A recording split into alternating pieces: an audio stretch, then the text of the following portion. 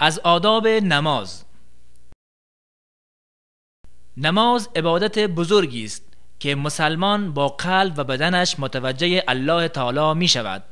شایسته است که قبل از آن آمادگی روحی و جسمی لازم را اتخاذ نماید که مهمترین آن اخلاص است. به این دلیل که الله تعالی فرموده است: امر نشدند مگر اینکه الله را عبادت کنند، دین را خالص برای او بگردانند و نماز را اقامه کنند و زکات را بدهند. این است دین ملت مستقیم. بینه 5.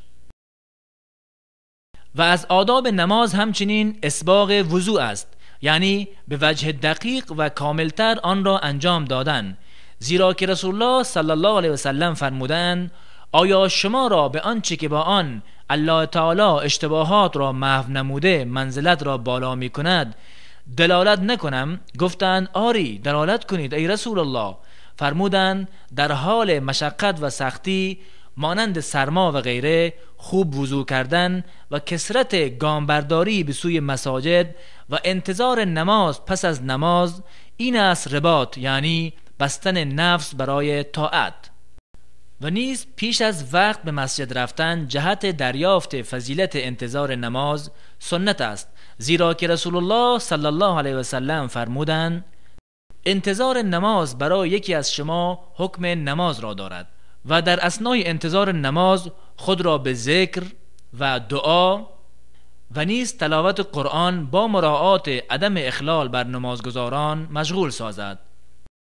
و از دیگر آداب نماز این است که هنگام رفتن به مسجد ذکر الله را چنین گوید: ای بار خدایا در قلبم نوری بگردان و در زبانم و در شنواییم و در بیناییم و در عقبم و در پیشم و در پیش رویم نوری بگردان و نیز از فوقم و تحتم نوری بگردان. ای بار خدایا به من نوری عطا کن.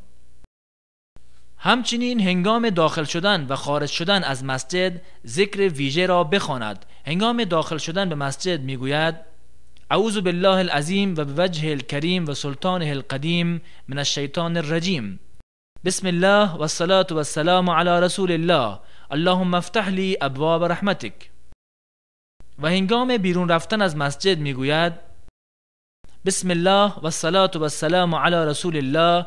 اللهم انی اسألک من فضلک. اللهم عصمنی من الشیطان الرجیم.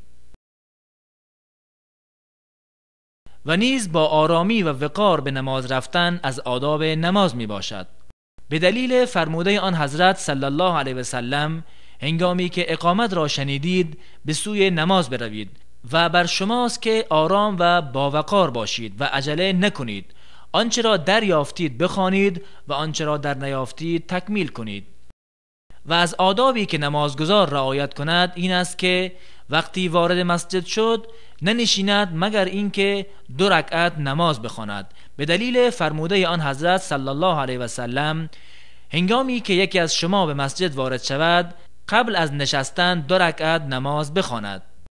و نمازگزار از تشبیک انگشتان اجتناب ورزد، به دلیل فرموده آن حضرت صلی الله علیه و سلم که فرمودند: زمانی که یکی از شما بسیار خوب وضو کرده پس از آن قصد مسجد را نمود میان انگشتانش تشبیک نکند، زیرا که وی در حالت نماز قرار دارد. و خشوع در نماز نیز از آداب نماز است که نماز بدون خشوع و بدون حضور قلبی مانند جسد مرده است که روح ندارد. در همه آنچه گفته شد باید نمازگزار از سنت نبی اکرم صلی الله علیه و سلم پیروی کند، زیرا که نماز عبادتی است که باید در آن متابعت شود، به گونه ای که هیچ فعلی و یا هیچ قولی که آن حضرت صلی الله علیه و سلم آن را نکرده و یا نگفته در آن نباشد.